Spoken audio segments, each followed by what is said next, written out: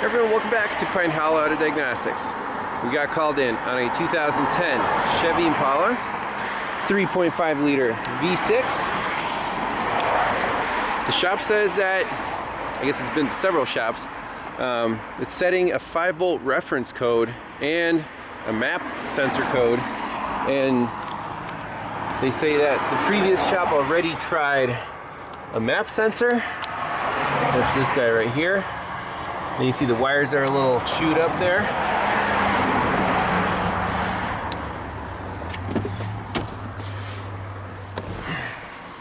So the only trouble code stored in the engine computer is the P0641 5-volt reference 1 circuit. Okay, so right off the bat, especially if it's an intermittent code, start with a wiring diagram. What is on this 5-volt 1 reference circuit? Step 2 is going to be get your scope out right away and put it on the 5-volt reference circuit. So here's a wiring diagram. The OE 5-volt reference 1 feeds engine oil pressure sensor, manifold absolute pressure sensor, that's the map, easily accessible, AC refrigerant pressure sensor, fuel tank pressure sensor there, camshaft position sensor, accelerator pedal position sensor, and 5-volt reference 1 feeds the APP, the crankshaft position sensor, and the TPS, looks like. So we can pull up some live data. Just focus on these sensors, see if the readings are appropriate or when this thing acts up. Obviously, take full advantage of scan data before spending time and hooking up a scope. So if we see any glitches on the scan data, then we'll get out the big guns. Alright, so got some data pulled up. 5-volt reference 1, 5-volt reference 2, those are separate data PIDs, which is nice, and they're both normal. Accelerator pedal is 0.5%. I push it, it does respond. We got cam and crank active counters, the map, mass airflow, and TPS. Let's fire it up.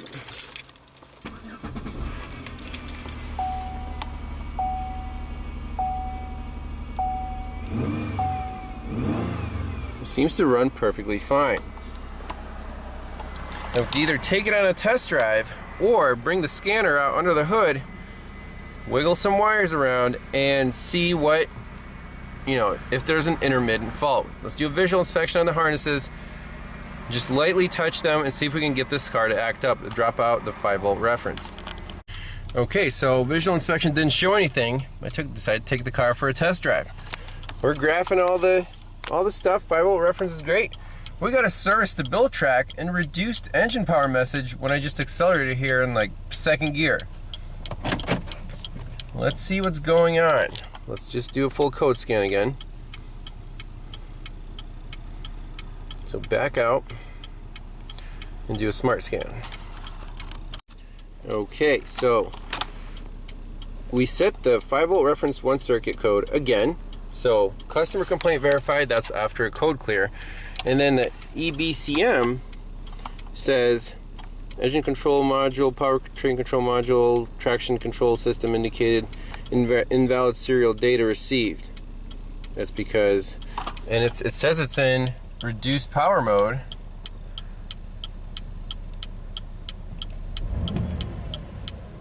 Are we in reduced power mode? Engine power is reduced. Okay, great. So as you can see, scan data didn't show anything useful. 5-volt references are still fine. So it must be a very intermittent fault. And if we get reduced power, usually that means that the something TPS or APP sensors got messed up, so we will need a scope for this one. So with intermittent problems, oftentimes it is worth taking a look at the freeze frame data. And what do we see in the freeze frame? We see accelerator pedal position, APP indicated angle is 53%.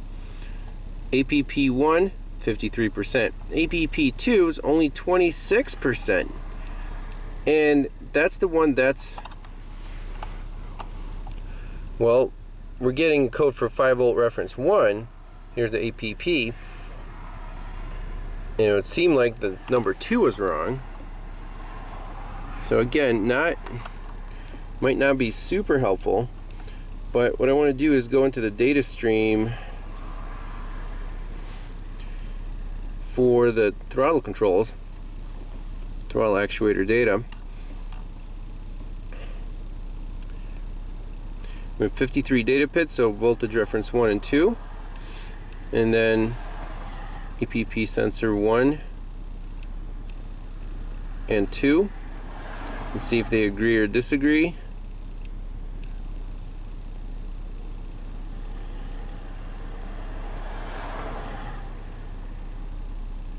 Throttle position sensor 1, throttle position sensor 2. So let's just concentrate on those. Okay, so I mean, it's a very intermittent problem. The 5-volt reference circuits are back. Let's turn key off, turn key back on. It happened at about 53% throttle.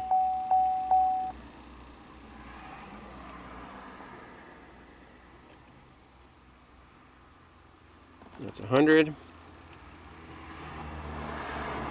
So you see APP sensor 1 starts at 1 volt and number 2 starts at half a volt, and they go up to 4.2 volts and 2.0 volts.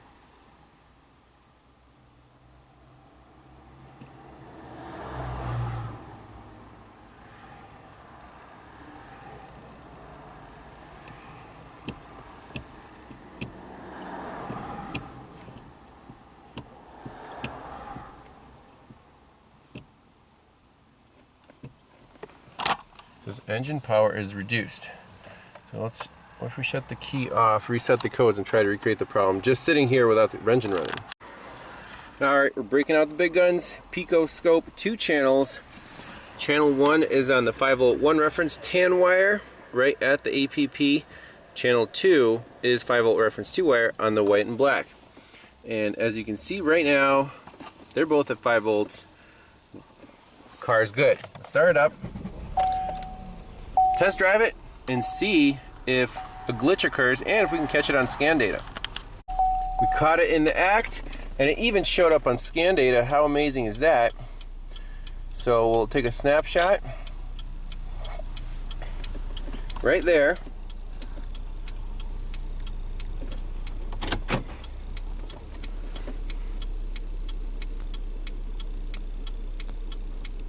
That's so cool. At least this problem is reproducible. So now we have to figure out what the heck could be causing that issue. And you can see on APP sensor 2, that voltage also dropped out. So apparently 5-volt reference 1 does feed APP sensor 2. So 5-volt reference 1, this I guess would be APP sensor 2, as shown on scan data. Okay, yep, it does show channel 2 right there. And that's channel 1. So we are worried about the 5-volt 1 reference. Now the hard part is figuring out what is causing this thing to drop out. Is it engine flex? Is it acceleration? Is it, you know, when it's shifting? Like literally I just press the gas maybe 30-40% and then blah, reduced tire, showing the StabiliTrak, you know, all the good stuff. So problem only happened those 2 accelerations. I drove it around for 10 more minutes. It was perfect. No code set, so maybe it's happens only when it's cold. I don't know.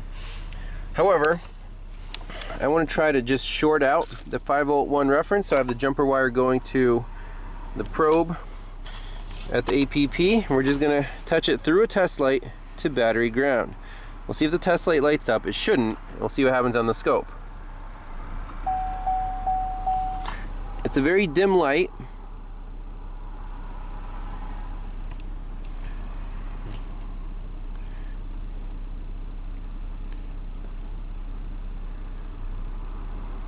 Interesting. So at first you hear the car like really surging and stumbling, and then the 5-volt, oh, I guess we stalled it out. The 5-volt reference actually ramps up, and there is some current going through there, so you don't want to keep the test light on there too long, but it does try to maintain, maintain that voltage. Let's see what code we set.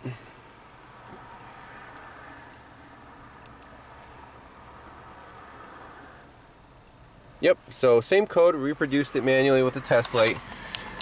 Now, is it going to be a sensor problem or a wiring problem, meaning shorting to ground? It's not an open because the computer sends out the 5 volts, and if you just cut the wire, it won't set this code. It'll set sensor codes.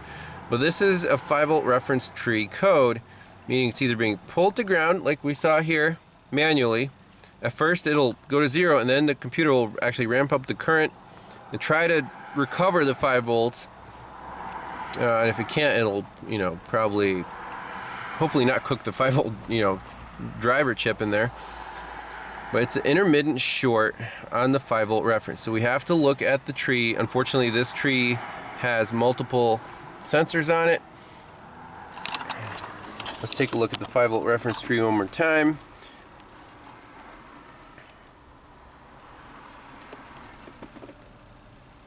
So 1, 2, 3, 4, 5, 6 possibilities of where this thing could short out. Engine oil pressure, manifold, map, AC refrigerant, fuel tank pressure, and CMP and APP. So let's find all these sensors. The map we already know, that's on top. I didn't see any problems there. AC refrigerant, fuel tank pressure sensor, anywhere under the car, this could be shorting out. And try to find the short to ground. So guys, we got the scope hooked up. We're looking at both 5 volt references here. I checked everything. The AC pressure switch, which lives under the air box, you can see it's right there. Just do a light wiggle check on the harnesses and keep looking at the scope. This is the only way we're gonna find this short to ground. Here's the map sensor, here's the harness. Again, wiggle, wiggle, wiggle. This could take forever. We got exposed harnesses here. Wiggle that. Look for harnesses that are laying on metal surfaces. For example, right here, there's a transmission ridge, and the harness is just laying on top of it. So if you rub it, we're still good. There's an exposed harness right here, and it's going to stretch down. And there is a metal bracket, that's the main power wire. And right here is a suspicious spot, especially when you're torquing the engine and accelerating. That could be, so basically just lightly press the harness against the engine and look at your scope. Oh, what do we do there? You hear that? Did it drop into limbo mode?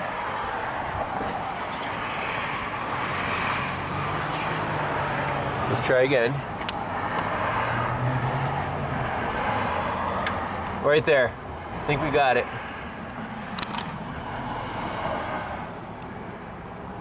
Boom. That's gotta be it. This exposed harness rubbing on this metal bracket. Let's gently lift it away and see if there's any.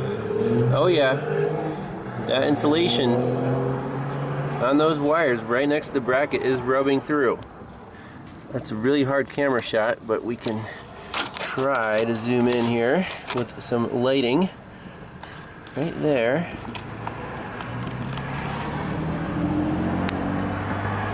See where the bracket is rubbing on the wires? Now which wire is it going to be on the 5 volt reference tree?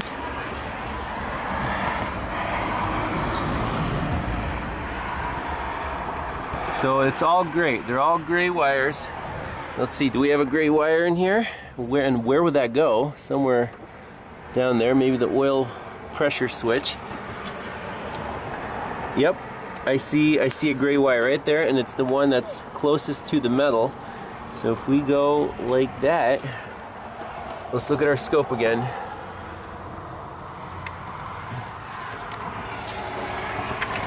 So intermittent short to ground, just like the gut feeling said. Right there. I can make it drop out just holding it right there. Sweet. So let's just wrap this harness up and this car should be fixed. So that feeling when you think it's going to take forever and then you find the problem, it is priceless. Let's tape this up. This car's done. So I think part of the reason this harness was rubbing was someone replaced the thermostat or a hose clamp down here and forgot to put that little retainer on the bolt, which would hold up the harness. So let's tape this up. Duct tape. Hot fixed. So I think that's as professional looking repair as you'll get. So no more rubbing on the bracket, and I just installed a new zip tie on this holder up here, so the harness isn't shaking or rubbing or anything else. So we're fixed. That's it. I hope you enjoy that one. The scope for intermittent problems is usually the only surefire way to go. So if you're not using a scope, you're at a big disadvantage. Thanks a lot for watching. We'll see you next time. Bye-bye.